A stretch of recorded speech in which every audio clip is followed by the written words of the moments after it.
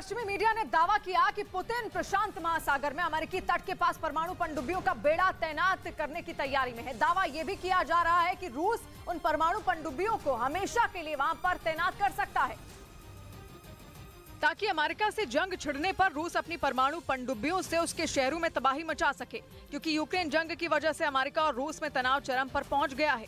पश्चिमी मीडिया का दावा है कि रूस को रोकने के लिए अमेरिका यूक्रेन को हर मुमकिन मदद दे रहा है। रूसी सेना को खदेड़ने के लिए अमेरिका ने ज़ेलेंस्की की फौज को एक से बढ़कर एक हथियार दिए हैं, जिसकी वजह से पुतिन बाइडेन पर बुरी तरह भड़के हुए हैं। उनका आरोप है कि अमेरिका ज़ेलेंस्की को हथियारों की मदद पहुंचाकर जंग को और भड़का रहा है। और अब पश्चिमी मीडिया का दावा है कि अमेरिका को सबक सिखाने के लिए रूस प्रशांत महासागर में उसके तट के नजदीक परमाणु पनडुब्बियों का बेड़ा तैनात कर सकता है।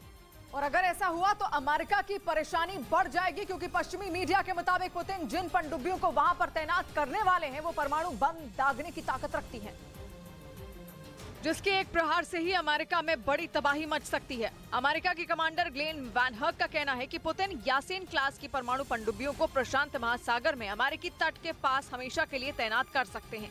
एक रिपोर्ट के मुताबिक 13,800 टन की यासीन क्लास की पनडुब्बी परमाणु ऊर्जा से चलने के साथ एटम बम दागने की ताकत रखती है। यही नहीं, समंदर के साथ साथ ये जमीन पर भी हमला करने में सक्षम है। जमीन पर हमला करने के लिए ये ओनिक और कैलिब्र मिसाइलों से भी वार कर सकती है। और तो और अपने एक वार से ही ये बैलिस्टिक मिसाइल दुश्मन के जंगी जहाजों को भी तबाह करने का दम रखती है। मतलब पुतिन ने अमेरिका से भिड़ने की पूरी तैयारी कर ली है। इधर लोकसभा सचिवालय ने एनसीपी नेता मोहम्मद फैजल की संसद सदस्यता बहाल कर दी। इसी साल 11 जनवरी को लक्षद्वीप की सेशंस कोर्ट ने उन्हें हत्या की कोशिश के मामले में दोषी करार दिया था और 10 साल की सजा सुनाई थी। इस फैसले के बाद उनकी संसद सदस्यता रद्द कर दी गई थी। हालांकि इसी साल 25 जनवरी को केरल हाईकोर्ट ने सेशंस कोर्ट के फैसले पर रोक लगा दी। उसके बाद भी मोहम्मद फैजल की संसद सदस्यता बहाल नहीं हो पाई, जिस पर उन्होंने सुप्रीम कोर्ट का दरवाजा खटखटाया। लेकिन सुप्रीम कोर्ट में सुनवाई से पहले ही लोकसभा सचिवालय ने उनकी सदस्यता बहाल कर दी। उधर ताइवान की राष्ट्रपति साई इंग वेन के अमेरिकी दौरे से चीन इतना भड़क गया है कि उसने खुलकर उन्हें धमकी दी। चीन के भारी विरोध के बावजूद ताइवान की राष्ट्रपति अमेरिका समेत कई देशों के 10 दिन के दौरे पर हैं, जहां वो अमेरिकी संसद के नए स्पीकर केविन मैकार्थी से भी मुलाकात करेंगी। लेकिन यही बात चीन को नागवार गुजर रही है।